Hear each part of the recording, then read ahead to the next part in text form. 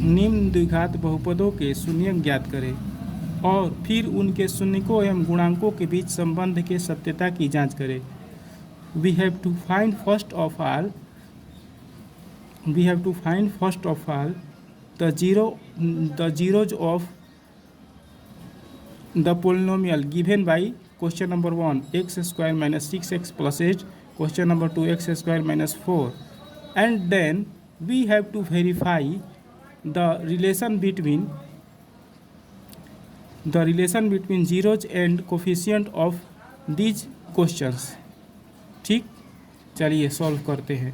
Solution, पहला का solution करते हैं।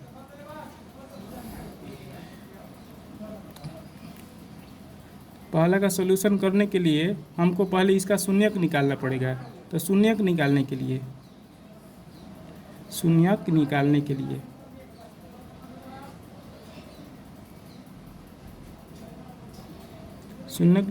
हम क्या करेंगे? शून्यक निकालने के लिए हमको इसके बराबर 0 लेना पड़ेगा, मतलब कि x square minus 6x plus 8 is equal to 0 लेना पड़ेगा। To find its zero we take x square minus 6x plus 8 is equal to 0। अब हम इसको फैक्टराइजेशन मेथड से इसको सॉल्व करेंगे। ठीक, तो हम इसको ऐसे भी लिख सकते हैं 1 इंटू एक्स स्क्वायर, गुणा करेंगे तो एक एक्स स्क्वायर आ जाएगा, इसको 6x लिखेंगे, इसको 8 लिखेंगे बराबर 0। अब साइड में थोड़ा हल करेंगे। 1 में 8 से गुणा किया जाता है। ऐसे क्वेश्चंस में फैक्टराइज करने के लिए 1 में 8 से गुणा किया जाता है। 1 में 8 से गुणा करिएगा तो 8 आएगा। अब 8 को हमको ऐसे तोड़ना है कि जोड़ने या घटाने पर -6 आ जाए। तो कैसे तोड़ेंगे? 4 दूनी 8,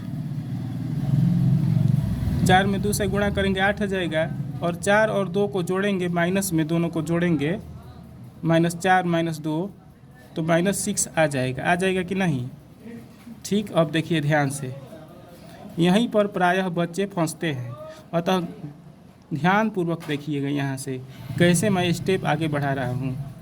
एक्स स्क्वायर माइनस 6x है, तो -6 इज इक्वल टू कितना है? -4 इंटू -4 -2 जुट जाएगा तो -6 आ जाएगा। तो -4 यहाँ है तो -4x लिखिए, -2 यहाँ है तो -2x लिखिए, और इसको उतार देना है यहाँ पर, इज इक्वल टू 0। अब इसमें से हम कॉमन करेंगे। क्या कॉमन करेंगे? x कॉमन होगा। x कॉमन करेंगे तो यहाँ एक्स स्क्वायर है, मतलब कि x केवल बचेगा। यहाँ माइनस है तो यहाँ माइनस, इसमें से x बाहर आ जाएगा, x बाहर, इसमें से x निकल जाएगा तो केवल 4 बचेगा। अब इसमें से हम कॉमन करेंगे। क्या कॉमन करेंगे? -2 कॉमन करेंगे, क्योंकि यहाँ माइनस लाना है हमको। जो यहाँ होता है वहीं, ऐसा हम दिमाग लगाते हैं कि जो यहाँ होता है वहीं कॉमन करने पर यहाँ आ जाए। तो -2 निकाल लेंगे बाहर दोनों में से, तो इसमें से -2 बाहर करेंगे तो x बचेगा प्लस में, और इसमें से -2 कॉमन करेंगे तो 2 कॉमन करेंगे तो 8 में 2 से भाग लग जाएगा, मतलब कि -4 हो जाएगा। गुणा करके चेक कर लीजिए, -2 इंटू -4 इज इक्वल टू +8 आगे आ गया ना, इज इक्वल टू 0। अब इसको और इसको कॉमन कर लेते हैं, यानी कि इसको एक बार लिखेंगे x - 4, और फिर इसको लिखेंगे x - 2 इज इक्वल टू 0। एक बार x - 4 इज इक्वल टू 0 ले लेंगे, या एक बार इसको इसके बराबर 0 ले लेंगे, यानी कि एक बार x बराबर 4 को इधर करेंगे तो +4 हो जाएगा, या एक बार इसको इधर करेंगे तो +2 हो जाएगा, यानी कि x का मान आ गया 4 और 2 प्लस में आ गया दोनों, x का मान +4 और x का मान +2, x का 2 शून्य निकल गया। अब आगे देखिए, अब हमको इन शून्यकों और इस बहुपद के गुणांकों के बीच जो संबंध होता है उसकी सत्यता का टेस्ट लेना है, जांच करना है। ठीक, ध्यान से देखिएगा। हम लोगों ने x के 2 मान निकाल दिए, एक 4 निकाल दिए हम लोगों ने, एक 2 निकाला है हम लोगों ने। यानी किसी को भी हम अल्फ़ा मान सकते हैं, इसको भी अल्फ़ा मान सकते हैं, इसको भी। यानी अल्फ़ा का मान हो गया 4, मैं इसको अल्फ़ा मान रहा हूँ। आप इसको भी अल्फ़ा मान सकते हैं, लेकिन इसको अल्फ़ा मानिएगा तो यह बीटा हो जाएगा, और इसको अल्फ़ा मानिएगा तो यह बीटा हो जाएगा। मैं 4 को अल्फ़ा मानूंगा तो बीटा हो जाएगा 2। अब हमें जांच करना है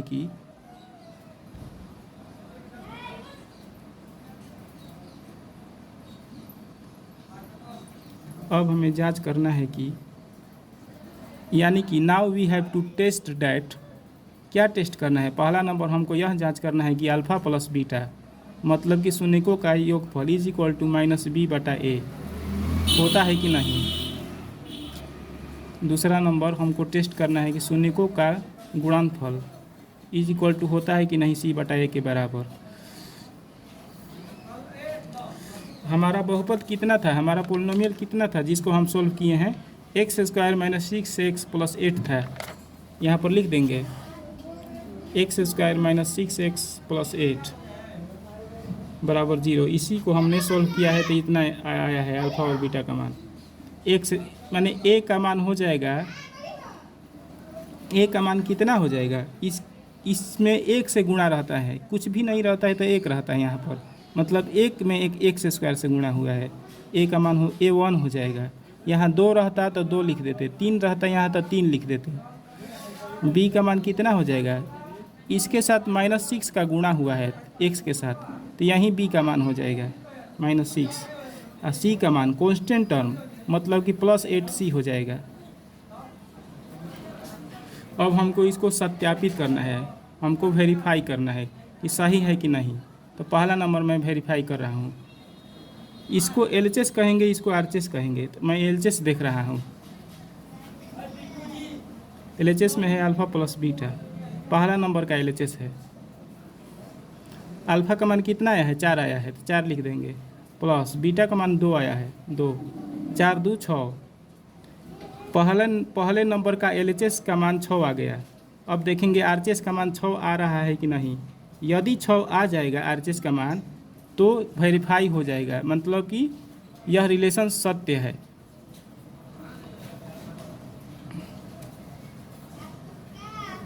RHS कितना है? RHS है -b/a माइनस यह माइनस यहाँ लिख देंगे। और b का मान कितना है? b का मान है -6/a का मान -1 है, तो माइनस और माइनस प्लस 6 हो जाएगा प्लस में। देखिए LHS का मान भी 6 आ रहा है और RHS का मान भी 6 आ रहा है, अतः LHS बराबर RHS, मतलब कि पहला नंबर सत्य है। पहला नंबर जो शून्यकों और गुणांकों के बीच में जो रिलेशन है वह सत्य है। LHS बराबर RHS।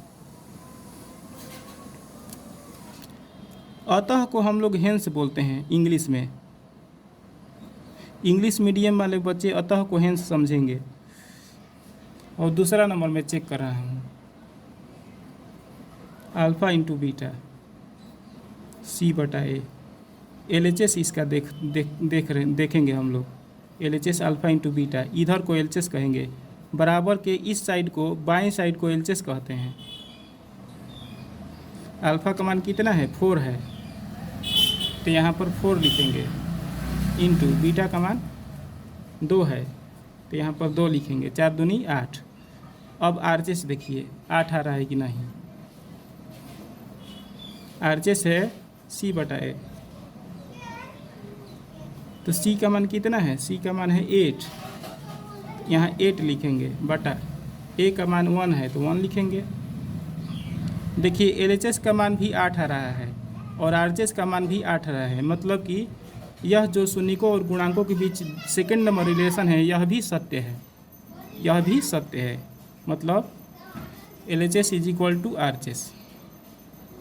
हमने first of all zero find हम लोगों ने किया, एंड देन हम लोगों ने यह वेरीफाई कर लिया कि इस बहुपद के शून्यकों और गुणांकों के बीच में जो रिलेशन है वह सत्य है।